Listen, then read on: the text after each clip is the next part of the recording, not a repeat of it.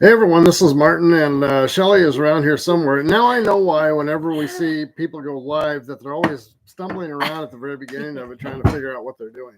Well, that's why. Your wife just disappears whenever, just when the countdown is there. Well, I was, She was getting props. look at there, Yeah.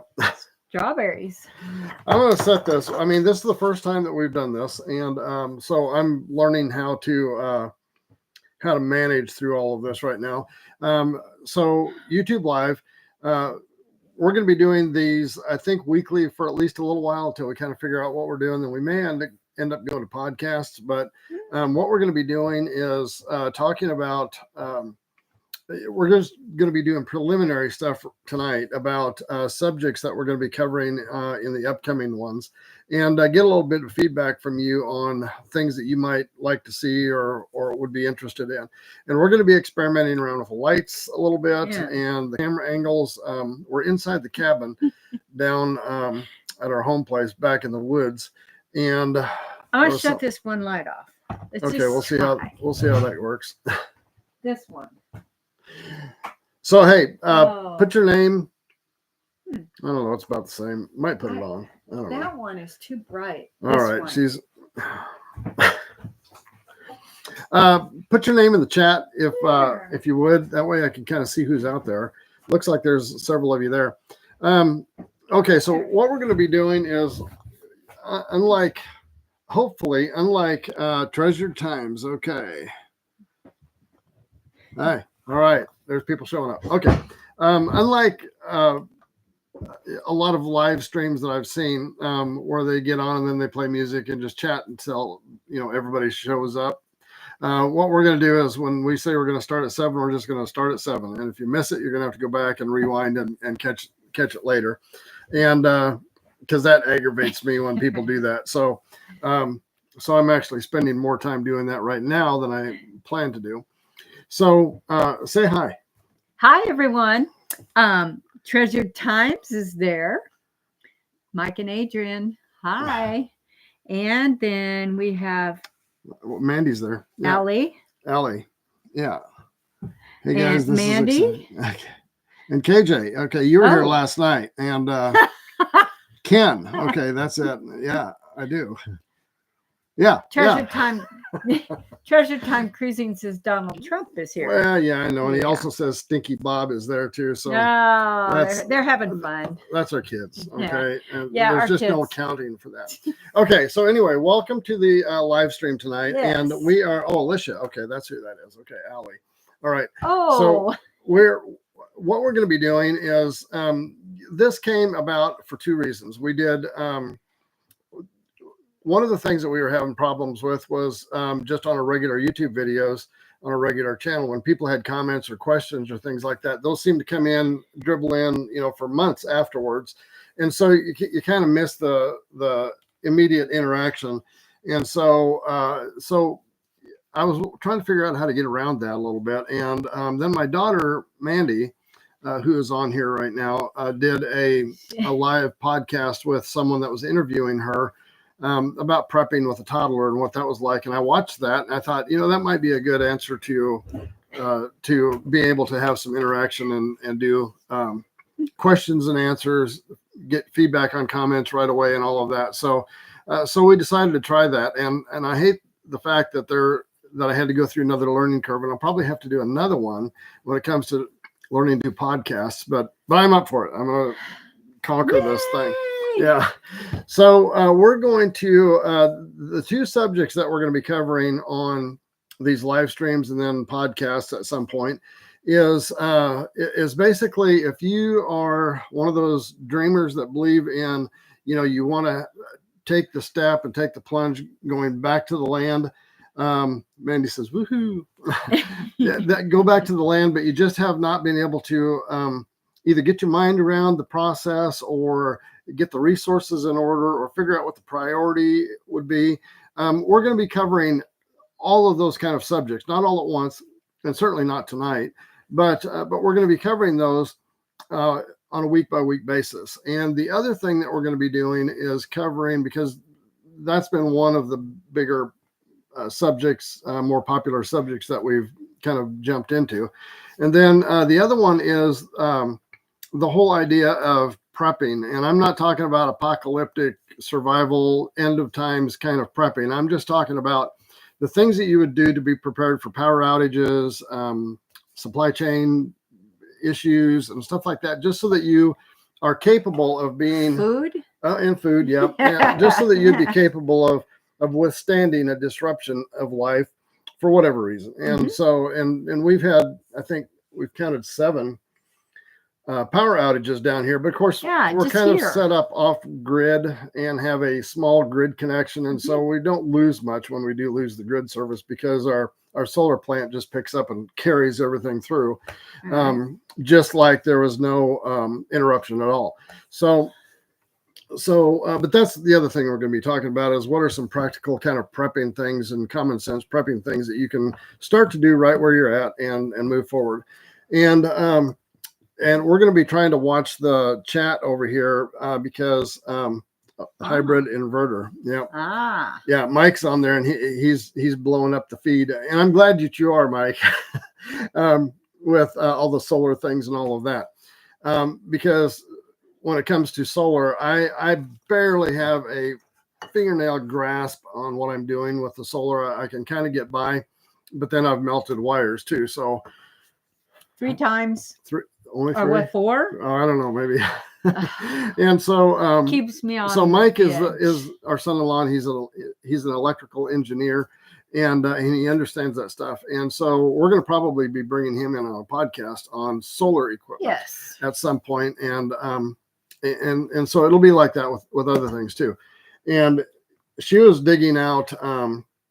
Let's just go. First of all, let's talk about a little bit of that prepping thing, because we really, I mean, even though it's possible that we can spark and burn method. We call that the spark and burn method. Yeah. I'm an expert at that. He is good at spark and burn. Yeah. So, but some of the things that, just talking about the prep thing to start with, one of the things that we wanted to do when we were moving back to the land down here was to become a little bit more self-sufficient. We'll get into the story of what triggered that, probably on another video.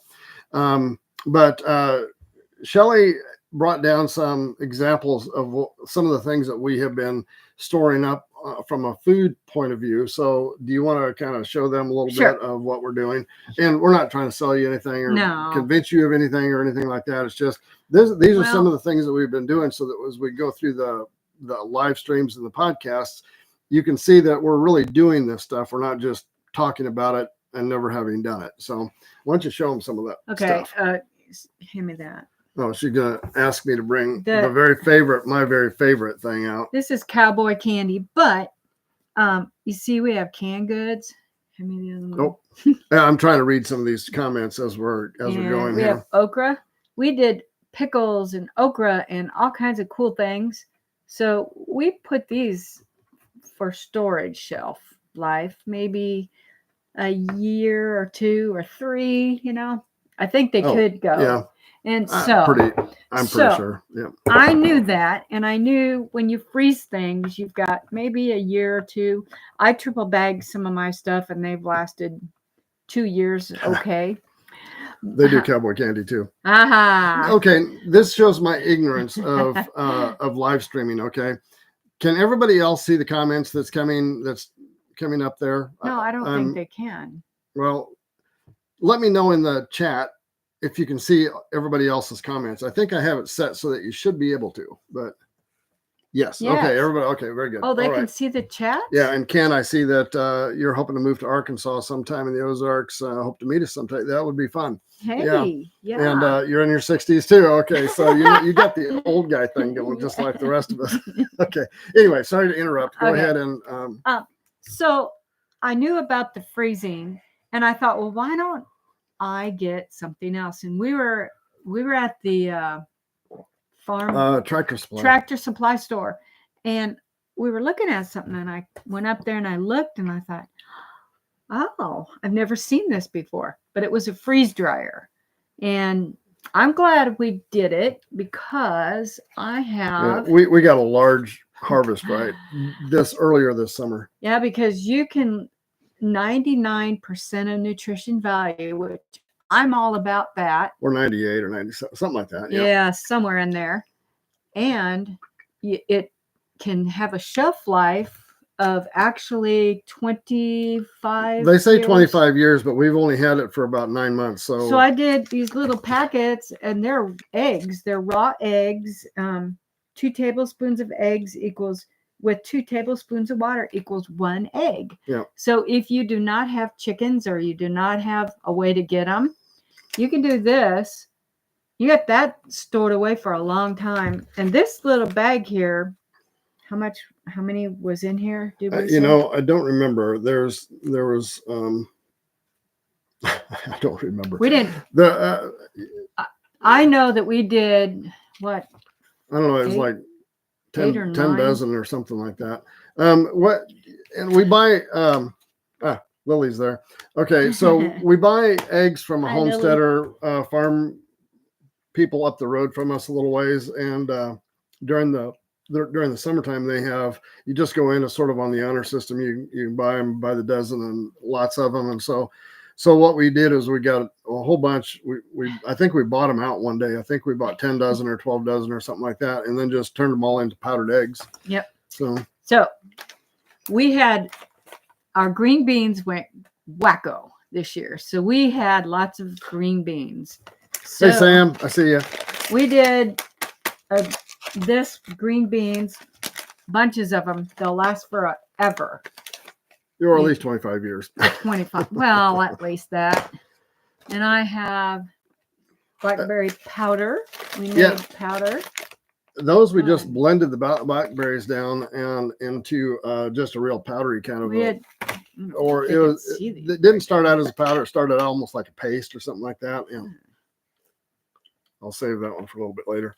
I like to grind the powder up, or it starts ground up. I like to put it in my iced tea in the summertime. It makes blackberry iced tea. And I did some. There's tried these blueberries because I wanted to see how they would work. Got to find the camera. Yeah. They worked really good. Okay. So I'm showing off the produce. Yeah, and for the most part, we did a little bit of everything that we did in our garden. We experimented freeze drying everything. And cantaloupe. Yeah, there's cantaloupe. We had a bumper crop of cantaloupe by accident. It was an accident. We planted them, but we had no idea. We planted them from just a muskmelon that we got at a farmer's market, and that we liked. It was nice and sweet, and so we just planted all the seeds all over the place up there, and they just grew everywhere. And Marin helped me. Yeah, she helped me put them in. We put them in little packet things, the seeds, and let them germinate out of there, and then I planted them all over the place. You know, and so the food preservation is something that we have really focused on this year. We wanted to do that the first year, but there was no way when we were trying to build the cabin, which, by the way, we're in the cabin right here that we built. Mike and Adrian helped us put the roof on it and frame up the walls a couple of years ago. There's a video on that out there somewhere. Yeah, that's Sam. I know. Sam. Yeah. And so so we're in the cabin right now, but we wanted to do garden the first year, and it just really didn't work out. There was just too many other things to do. And then we wanted to do the garden the second year, and we just threw some seeds into a big pile of dirt we had, and the deer got into them. We got a few things out of there, but the squirrels got into them, the deer got into them, everything got into them, including us. And including a stupid turtle. I saw that turtle, and I go, "Oh, hi, little turtle," and I left him. Little did I know he bit into him, and you could see where he clawed his claws in and take a bite. So food preservation was high on our priority list, but we really didn't get to do any of it until just this past summer. And we enclosed a big space up in the woods. We cut the trees out of it, built raised bed gardens, and just had an incredible summer harvest of garden produce up there, and spent most of our summer just actually preserving the food and just putting it on the shelf. And canned over 2,000 jars last year. Holy cow. We're lightweights, aren't we? So we did some candy, but not that many. Yeah, but but we, have been trying to, acclimate ourselves over to a more self-sufficient kind of a life, and more reliant on the things that we do around the place here, which includes the firewood, which is roasting us out of the cabin here tonight. She's got the windows wide open, and it's probably 25 degrees outside. It's hot in here. Well, that nice cozy. Yeah, you can't see it. It's there, but it's right there. Yeah, heating us up real good. But the other thing is that when we first were married, which we've been married going on it'll be 45 years this coming spring. Yeah, coming up. And when we first got started, I mean, self-sufficiency wasn't really an option. It was sort of a necessity. And we had a growing family. And as a couple of years down the road. Yeah, grew a garden and heated with wood and raised rabbits and stuff like that. So, and then we kind of got away from that. But some circumstances around the COVID thing got us really re-looking at that again, because we sleep with one eye open. Are you referring to me or her? That's what I want to know. What? Yeah. It's got to be Mike. Anyway, but got us to rethinking that again, and we sort of lost touch with that self-reliance, self-sufficiency thing. So, me, okay. Should I be worried? We've taught our women how to shoot guns, and that does concern me sometimes. But it's just a natural thing for women to want to shoot gun, I guess. So sleep with one eye open. Yes. So anyway, that led us back down that path of wanting to, because we were very vulnerable from an economic point of view, I guess. And so we wanted to kind of consolidate our resources a little bit and become more self-sufficient again, just in case. And so that included, a dream of ours for many years of, moving out into the woods and just have a cabin out here and just slow life down a little bit. I think we daydreamed about this before we even did it. Probably more than 30 years, I would say, maybe. And we bought a little book about building a cabin in the woods, and we read that book, and it's still my favorite book. Life came and children came and work came, and you guys, you can do this, honestly. And so here we were, closing in we were in our 60s. Jelly was in her 60s. I was just like 59 when that all happened, and we started really discussing the idea of what it would look like for us if we were just to move back, kind of tighten things up from our business point of view, and then just find a place out in the country and start doing the homesteading thing. And that was about a 1-year plan, I guess, wouldn't you say, before when we started talking about it to when we actually was able to buy a place. And it took some sacrifice. I mean, we had to sell some things that I'm not 60. What does that say? Based. I don't know. Anyway, it took us a little while, and it took some sacrifice to make that jump. And it was about a 1-year process between when we first started talking about it to when we actually made the move, bought the land and made the move. And so those of you that kind of know us, and I mean, there's a few of you on there that do know us for a while, and we've had some decent success with some of the businesses that we've run, and we've learned how to take and build recreational properties and earn a good living from that. So, I mean, we've taken it with the cabins and the campsite and things like that. So that's something that we can, share with the viewers is, various ways of making income. I mean, we've got probably 6 or 7 little streams of income, and one pretty significant one down here that we rely on to make our living while we're doing our thing. And Alicia, I don't know if you're still out there or not, but that plan that you sent me is like, I just like chew on that one all the time, thinking I wish I could do that, but I'm not going to steal that idea from you. Okay. That's your idea, and it's an excellent one. So you need to, because you're geniuses.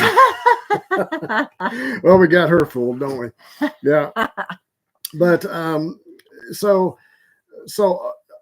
and we've always been kind of type of people that sort of love to create things. And so for us, the hardship and the decision-making process from one thing to the other is just, it's kind of part of our nature. And so it doesn't frighten us to kind of stretch out into a new adventure and, just see what's over the next hill when we get there.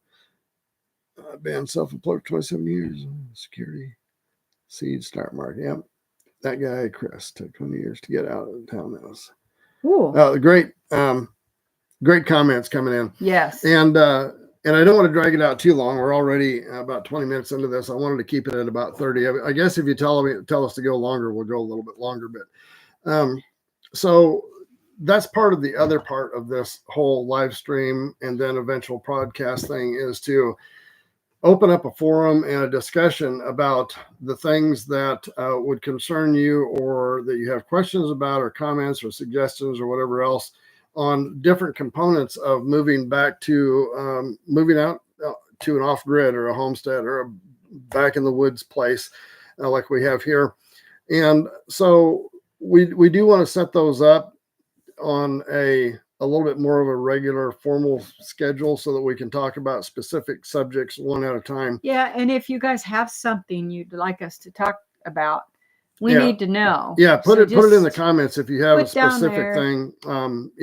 Here's some ideas. Okay. Just if that we've done here that to get you thinking a little bit on things that you might like to see us cover.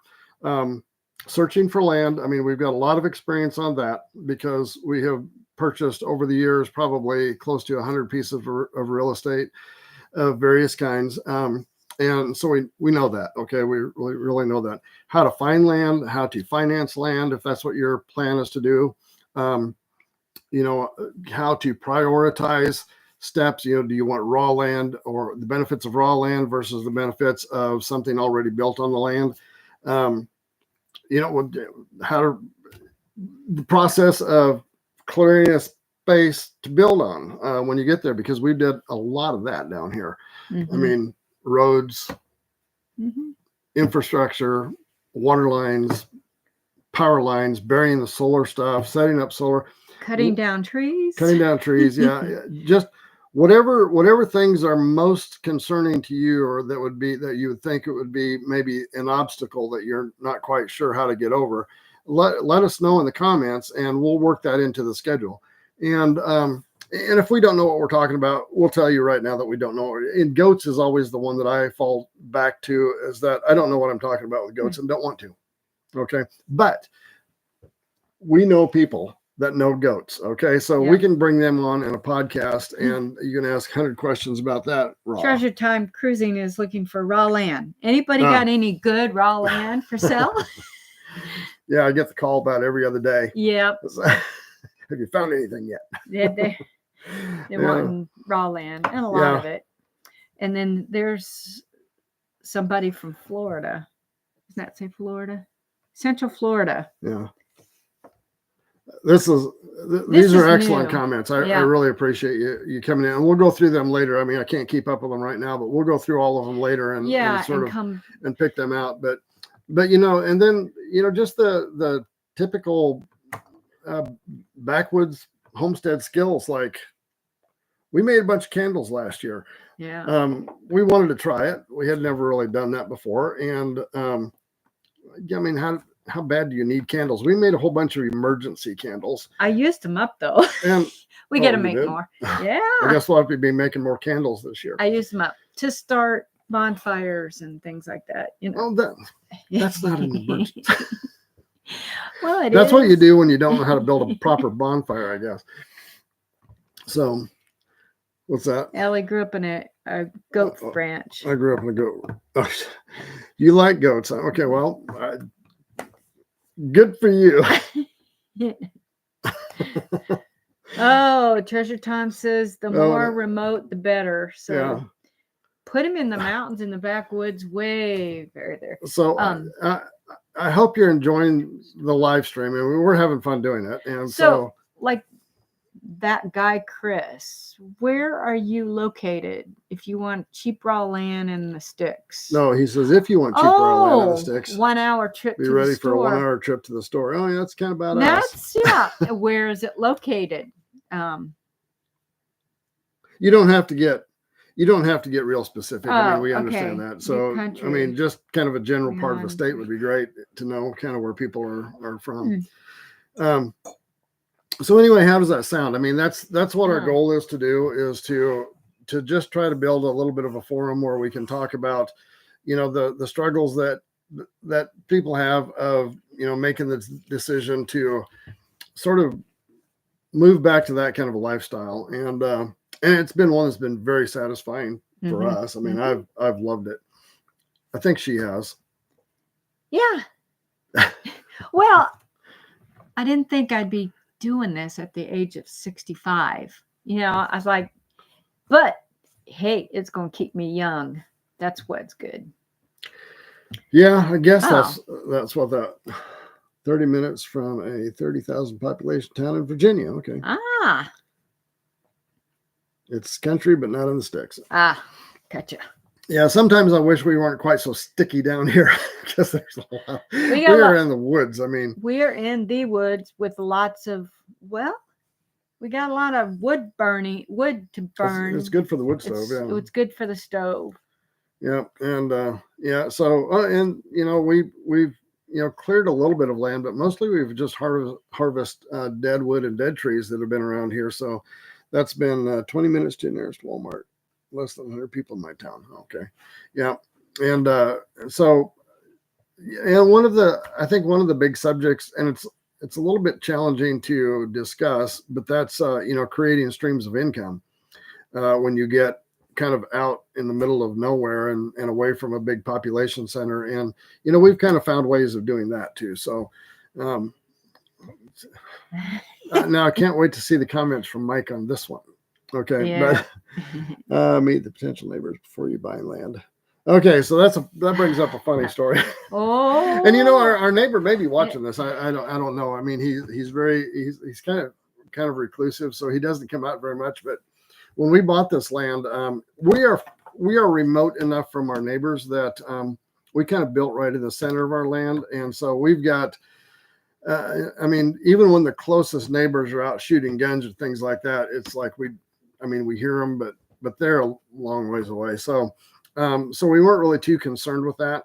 But the first day that we were down here, I mean, the very first day that we got down here after we closed on the property, our closest neighbor to the west come traipsing down through the woods to find out who it was that was moving checking us out. But that was good. I was glad to meet him. Yeah. I want to know my neighbors too, because and you know, we've got good neighbors here. Good neighbors. I've heard terrible stories about people that have bad neighbors, but no, we've got good neighbors. He even came and bailed us out one day when I got stuck in the mud down here. Actually, a couple of us got stuck in the mud.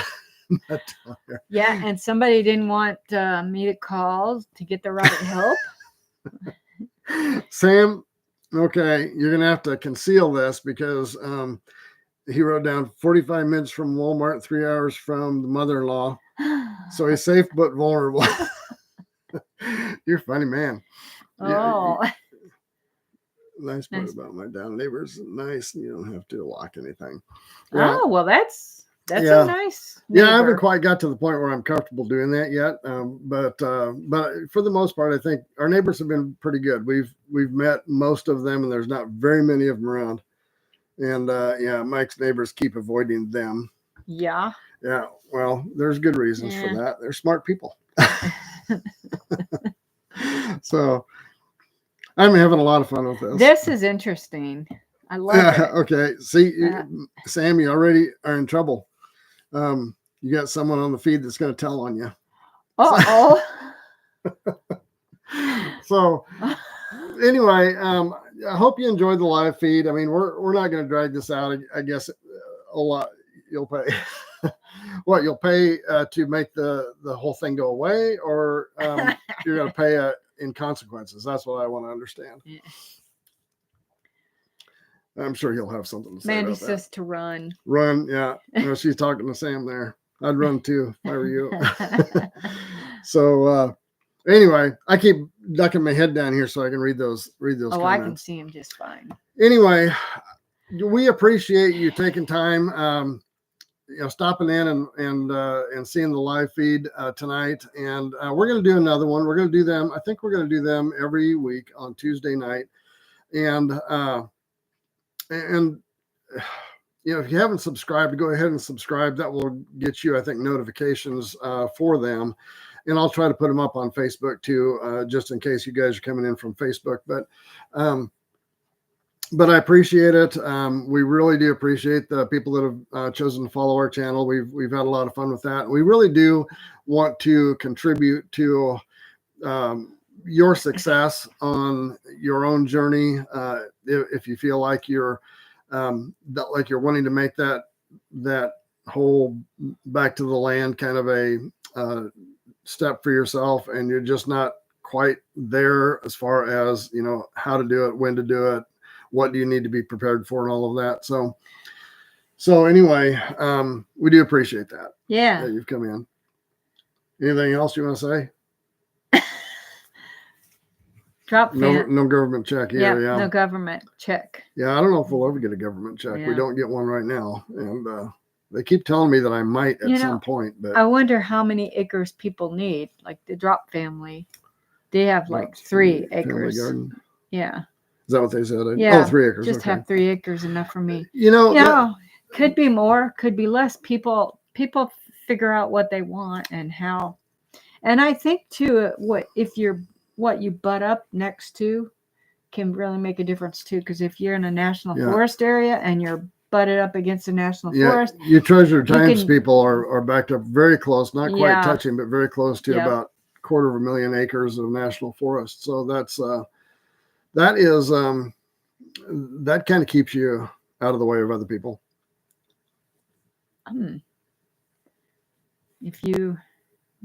Yeah. Oh yeah.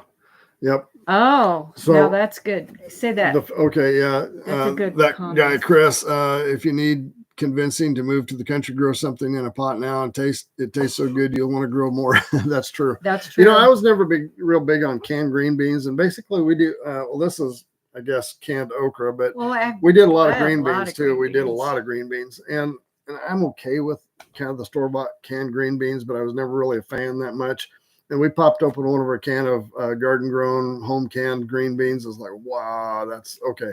I'm a fan of green beans again. So, yeah, they are much better. They taste so much better. Yeah. And I mean, the pickles that we got, or the cucumbers we got, just went ballistic. So we had a lot of pickles. Yeah, we've got a lot of that. And cucumbers tasted so good. We made these cucumber sandwiches where you chop out the middle of the cucumber and put your meat and use a cucumber half like a bread. And then eat it that way. And then filled it with kinds of deli stuff like cheese and meat and stuff like that. That was really good. Lobsters taste better when you catch them yourself. Well, I don't know. I might dispute that a little bit. They taste pretty good when someone else goes to the trouble of catching them and delivers them to you. Yeah. That's pretty. Oh, and speaking of lobster, we cooked some lobster rolls a couple of nights ago. And ate it. Maybe it was last night. I don't remember. Yeah. But we did a video on that. It's coming out Friday. So if you want to see our they were really rolls, good. They were excellent. Yeah. You might want to try them. Yeah. I like trying new things. Yeah. So anyway, again, thanks for joining tonight. We're probably going to try to set our live stream at about a 1 hour time frame. And we're going to be doing them every Tuesday night, 7:00 Central Time. Again, if you want to throw on some suggestions on subjects that we'd like to. Let me go into one more thing before we close this down, and that is, as we get into the YouTube not the YouTube, but the what do I call it, podcast type. I don't know if any of you out there know how to bring other people into a YouTube live feed where we can do interaction or interviews, like on a split screen. Maybe tell me where to go to look up how to do that, because I haven't figured out that I can actually do that on a YouTube live stream. So we're going to have to figure out, either get some other software so that we can do that split screen podcast thing. And I know Mike has already, I've been giving him a bad time tonight, but he's already volunteered to come in and talk solar with you. And our solar plant consists of 12 410 or 420 watt panels and a bunch of batteries and a big hybrid inverter charger. So we can run our entire place off of the system that we've got right now. The only question is how long would it run if we had a complete rain cloud event where we weren't picking up solar from the sun. I guess we just have to scale back our use, to extend that out a little bit. But and I can talk semi-intelligently about it, but I can't really answer in-depth questions like Mike can. So that's one of the subjects that I do want to get set up is, talking about the whole solar thing and how to set up a solar plant to run your place. Or, what we did is we set up a very small kind of an experimental one that we ran most of our stuff, and then we ramped it up a little bit, got a bigger inverter, did things like that. So we've scaled it up to the point where when we hook up the last bunch of batteries that we've got, we really could run completely off grid from an electrical point of view. And it's been nice even with the semi-electrical thing that we've okay. I think we got, Mike, you might have to come in there and say, I believe we've got sealed AGM batteries, I believe. Sealed lead acid, cheaper and works better in the cold. Okay. Well, see, now that's stuff that I don't know how to discuss. Okay. And I started out with lead acid batteries, and then we moved up to these other ones that are out of the telecommunications industry, and they're much bigger and more capacity and all of that. All in one unit, drain down to 90%. See, now they're already carrying on a big conversation about solar here, so I know it's a fascinating subject. And we've got a couple, now that we've got this bigger system that we've got here, we actually have spare panels, spare charge controllers, spare stuff okay to hook up additional systems if we want. We've kind of been thinking about putting one up by we've got a shipping container down here with just stuff in it, and we've been thinking about putting it right next to our garden area where we have a greenhouse and all of that up there. And we've thought about hooking up a secondary solar system up there to kind of run that stuff, and it's just a matter of finding the time to do it. Yeah Well, we've been a little busy. Just a little busy. Yeah. What are we doing right now? Oh. Out there. Well, we're building. We're building a house for us. Yeah, we've lived in a 400 square foot cabin now for coming up on 3 years. I guess it'll be 3 years early this spring. And it's been great. We feel like we're camping all the time. But it does get a little crowded in here. So we're in. It's hard to invite the grandkids over to spend the night and things like that. We've done that a couple of times. And that's a wild catastrophe. It's like your beds are over there. Yeah. One on top of the other, and then there were bunk beds. So then I'm going, okay, this bunk bed system isn't working. Got to separate them. 4 and 5 year old grandsons are, you put them down in a cabin in the middle of the woods, and it's like you ramp up their energy level. It was raining. Yeah, so they had to stay in the so house. So I had to figure out something else to do for them. They're all going on the solar batteries and stuff. You should make a video slideshow of the entire homestead process from the beginning to the end. Love watching it all go up. Yeah. Well, we've done bits and pieces of that, but never the whole thing. And that would be a feature-length movie almost. but I take your suggestion, and we will do more of that. We've kind of avoided doing inside the cabin here just because we still have a lot of things that aren't finished in here. But we'll do that so that you can see it. They're carrying on battery conversations. Okay, so there's a whole secondary conversation going on over here in the chat. On the batteries. Yeah. To me, I don't know. Just give me batteries that will power everything up for me. And and we'll probably talk about our system down here because we've got a real odd kind of. We took a route with our solar and off-grid stuff that people really, I haven't seen very many people do what we've done down here. And we brought in some grid power because we didn't know the solar thing. We didn't understand the solar thing very well to start with. So we've got grid and we've got solar. Okay. And we really operate probably about 80 to 90% off the solar plant and the batteries, but we still have a grid service down here. But we actually, when we were wiring up the cabin and some of the other things around here, we actually did dedicated grid circuits, and we did dedicated battery powered circuits, and through the solar plant and the inverter. And so we, in this cabin, that you can tell if you look at that plug-in, oh man, I can't do this right there. Okay. That's a white plug-in. Okay. That means that is 100% off the solar plant. Okay. And you'll see that most of the white plugins and switches and all of that around the whole cabin here, probably about 80% of them are white. And that means they are fed from our solar system. But if you find a brown plug-in in our cabin, that one is a dedicated grid circuit, which at some point, if we ever disconnect from the grid entirely, I can rewire those circuits into the power panel that has the solar plant on it. And there was like 4 or 5 reasons, to me, good reasons to do it that way. And but it's just a different way of going. And we have never had a disruption of power down here, even though we've lost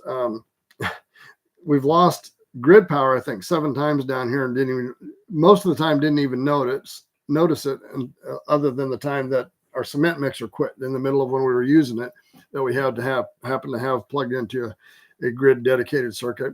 But then at one point, it's been 2 years ago now, I think, our inverter charger fried out on us, and still they have not been able to tell me why it happened, but it did, and we lost all of our capabilities on our solar plant. Just was gone. And so at that point, we had to rely on grid. We lost all of our white circuits. You know about transfer switches. Oh yeah, but that's a good point. Transfer switches, and the way that ours is set up, okay, our inverter charger is a Solarc, and it's got dedicated inputs. I think 3 dedicated inputs. We can input from the grid, from the batteries, and from a generator. Okay, and there's 1 output that goes out of it, and so power by design is not capable of feeding out through any of the inputs. So wherever we have the grid input coming into the solar, into the inverter, power can never feed back that way. I mean, it's designed inside the inverter charger to do that. We don't just switch from one to the other. It's all done internally in there, and they can never cross up. So we'll get into that more. But that's one of the features that I really, really like about that Solarc inverter, is that there's dedicated inputs, there's dedicated outputs, and they will not cross over each other. They just to backfeed into the grid. So so in that case, the one we had previous to that, we had to have a transfer switch where you could only do one or the other, but not both.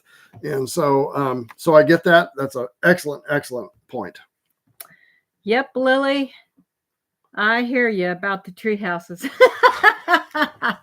How far did you get on them yet? Yeah, Dave and Lily. Let's see. I like those. Yeah. Okay.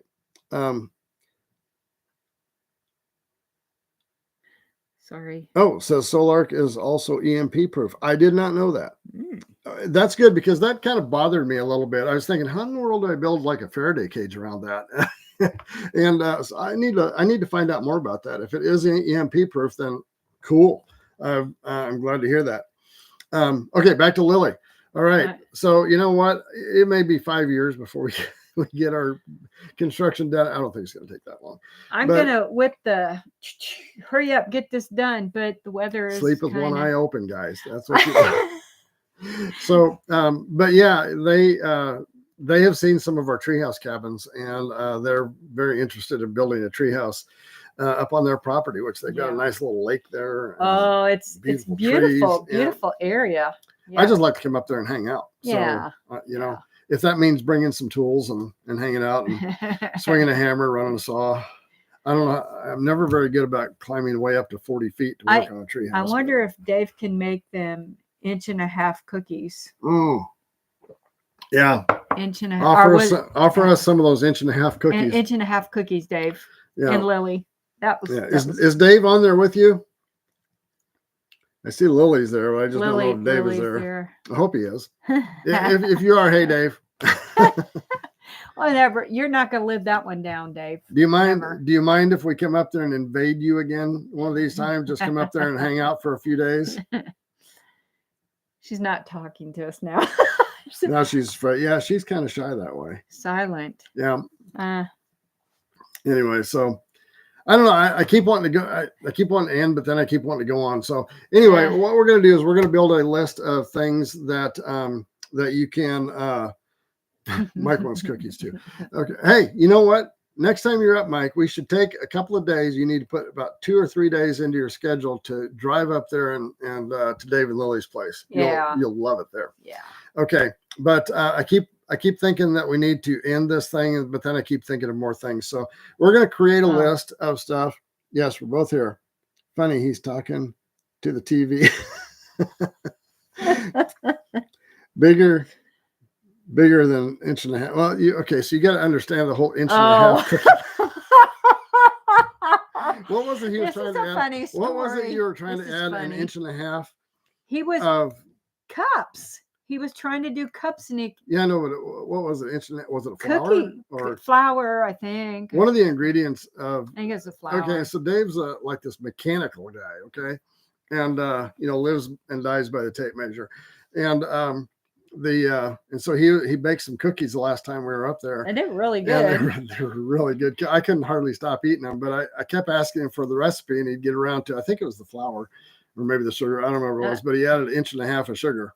It's like, what? He goes, oh, I keep saying that. Yeah. So then he was starting the recipe again, and you get up to the sugar, and it's like, and then you add 1.5 inches of sugar, and it's like, dude, you need to get away from the tape measure. Yes, we need more 1.5 inch cookies. Yeah. Okay. All right. Well, we're gonna let you go. We're gonna. If you got anything else to say it now, so that'll be on there, and then we'll go through the list, the conversation, and we'll try to pull out the subjects that you guys want to talk about. And what's this? What is that? Not officially homesteaders unless you talk about poo. Poo. Oh, well, Mike. We got some poo on our land. We got some chicken poo so we can help our garden. Yeah, Woo! that was. Okay, yeah, my mother-in-law is actually a decent person. I said it. Okay. Yeah, so Mike, you'll have to tell him about your maybe it'd be better if you didn't. But speaking of that, that was one of the things that we did down here. That's part of that whole process of building yourself in the backwoods or off grid or out on the homestead or something like that. In Missouri, you've got to have a septic system, and it's got to be a state certified one.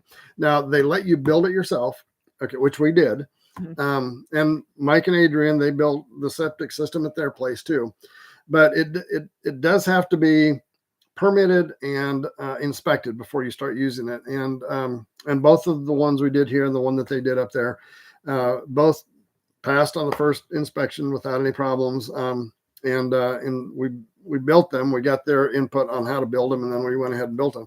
And but that was another thing that we did down here that a lot of times you don't think about, or you get along in your way of buying your land and starting to plan for your house. Then all of a sudden this whole septic thing pops up, and it's like, oh, I didn't even think about that. And, now that's going to cost me another $9,000, and it really doesn't have to.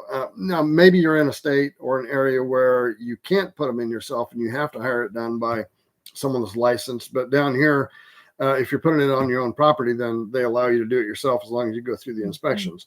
And county inspector was very helpful. Yeah. And he was the same inspector for them was the same one with us. And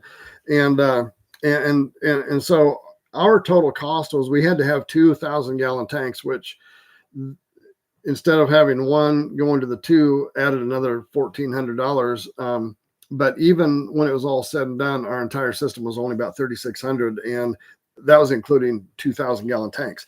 So, and a pump and, electrical stuff and all of that kind of thing. So, those are things that if you're allowed to, you are capable of doing them yourself. So you don't even have to have a plumber, electrician around here to do something. Yeah.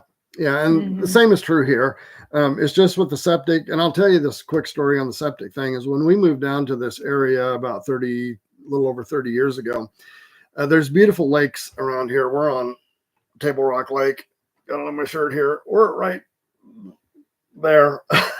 But anyway, the lakes down here were a funky kind of a green color, and beautiful lakes, but they just had a green tinge to them. And a lot of that was from, no regulation on septics down here. And people just, I've seen old cars buried where they just ran a pipe into the old car, and that was the septic tank. I've seen 55 gallon drum. Yeah, I've seen it. Wow. And a 55 gallon drum and there was phosphates and stuff leaching into the lakes down here and just turning them green. But about the time we moved down here, about 30 some years ago, there was a big push to get everybody off of those homemade backyard septic systems and put in something that was actually capable of dealing with the effluents that came out of them. And so, a lot of people complained about it because it was like, well, you could do anything you wanted to back then, but then what you were doing was turning the lake green. So that was happening 30 years ago when we moved down here. And right now, 30 years later, if you were to drive down the lake, they're crystal blue, beautiful lakes. Beautiful now. And so it did make a difference. And so, a lot of people will put up a fuss about the permitting and the inspection of a system. They were not overbearing with it. They were very helpful. They came down and showed us, they did a soil test and determined what kind of soil we had. Yeah. And then by that, then we decided what kind of septic system we needed to put in. And then they were real helpful on explaining that. Yeah. And it's made a difference. I mean, we've physically been able to see that it's made a difference in the lake and the water quality around here. And I would assume that would affect, groundwater and well water quality too. So we're okay with that. And, yep. And so anyway, understandable. Yep. And so that's the story on that. And so anyway, it's almost an hour now. I planned on only going 30 minutes, but we were having fun. We were just starting to get warming up here on this. We're going to cover, all 50 subjects in, one night if we're not careful. So anyway, I appreciate you coming on to the live feed.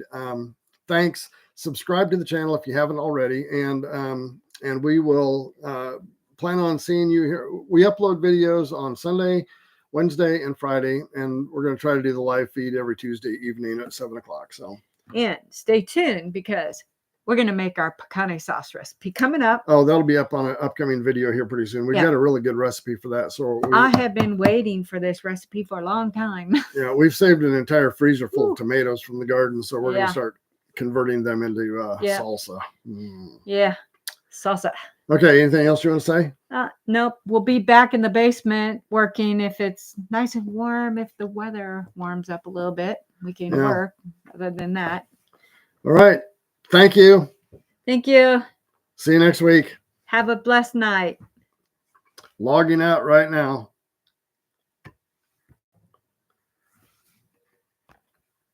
That's not a touch screen.